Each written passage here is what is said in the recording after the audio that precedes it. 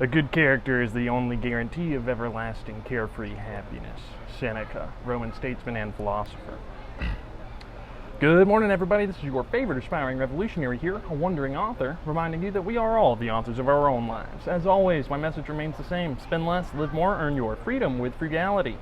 Today I am feeling quite a bit better, although not 100% better, and so I will be departing from the plagues and saving those for the next time that I feel sick, because eventually I will feel sick, and I'll be still making videos.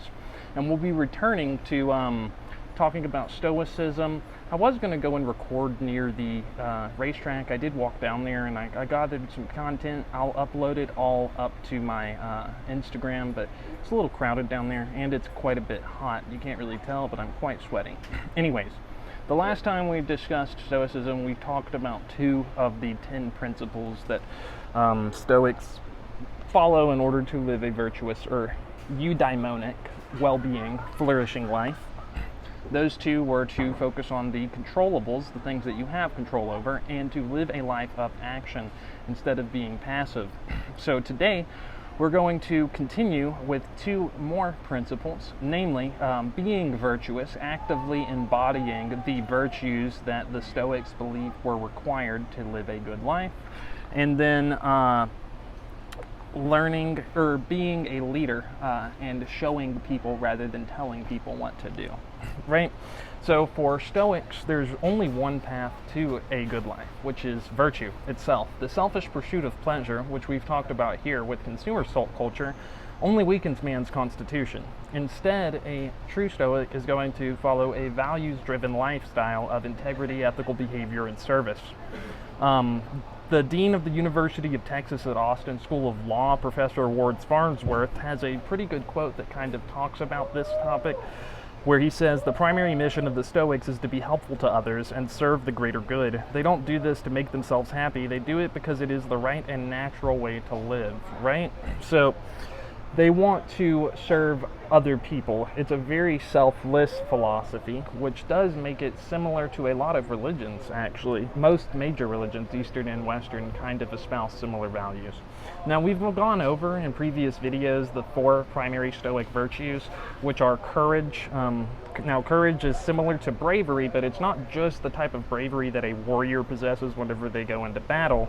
It's the willingness to face challenging circumstances and difficulties head on. So, like somebody who is courageous, they don't have a lack of fear. They're able to act in spite of that fear.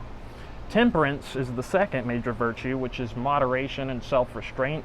Marcus Aurelius, Roman Stoic philosophy king or emperor, has a quote, "Pleasures in excess become punishments."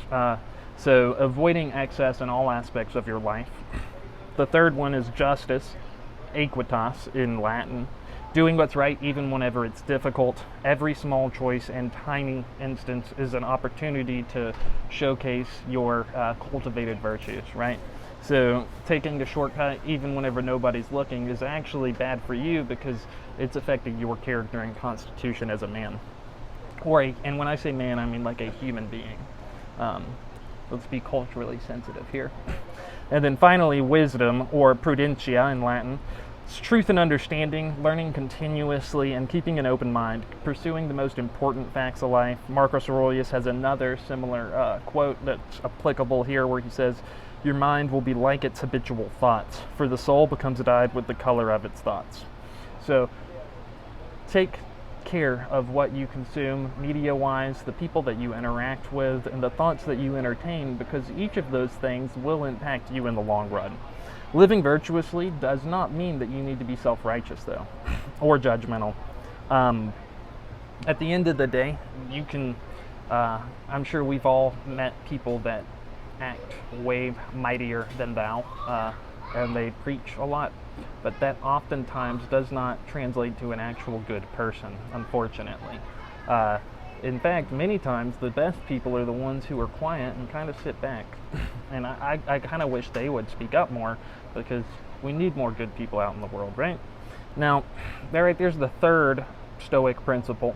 And then the fourth builds off of this one, which is that you must lead by example. Epictetus, the crippled former Greek slave and Stoic philosopher, has a great quote. On no occasion call yourself a philosopher, and do not speak much among the uninstructed about theorems, but do that which follows from them. And it's a little difficult to parse, but what he's saying, he follows it up, that clarifies it. For example, at a banquet, do not say how a man ought to eat, but eat as you ought to eat. In plain English, don't do what you're told. Don't, or like, lead by example. Literally, like, don't tell people what to do. Show them what to do.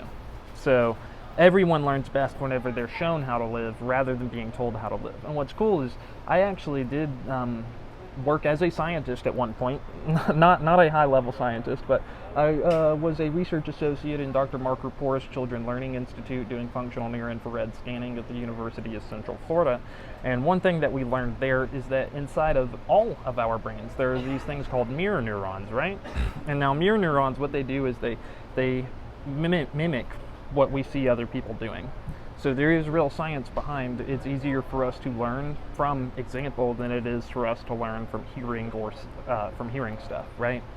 So we could use that to our own advantage to help influence other people to be more positive and virtuous people by embodying these principles. So if somebody tells you, and then there's a natural tendency for us to be defensive if people tell us stuff. And it's pretty simple why. If somebody tells you to be a good person, the underlying implication there is that you're not a good person already, right? Now, if they demonstrate a virtuous life through their actions, you're much more likely to be inspired by their example. And then that brings us to the conclusion for today's Stoic philosophy. The defensive response is a byproduct of the ego, which we'll go into next time, because the fifth Stoic principle that we need to embody is learning how to subdue and diminish the ego, because that's one of the lesser aspects of our humanity. And we'll cover that topic next week.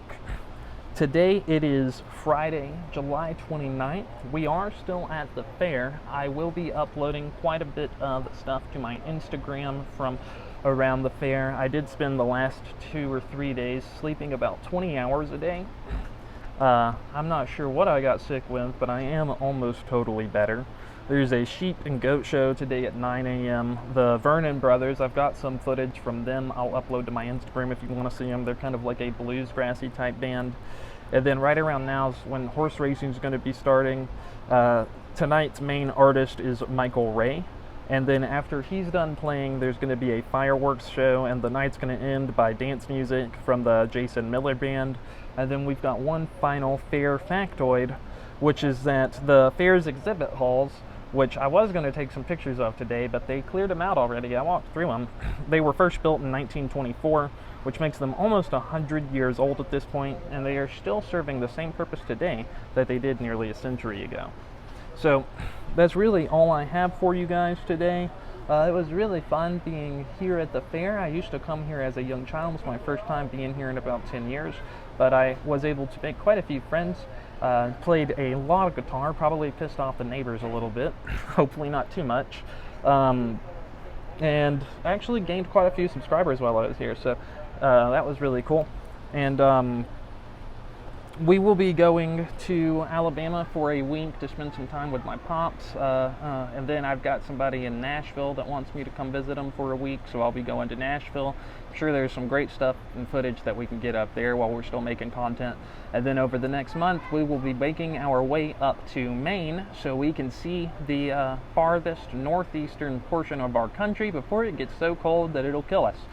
So we've got quite a bit to do. I actually need to plan the trip and everything, and then we also have to pack up and help my family clean up these cabins. So I'll have quite a busy several days ahead of me.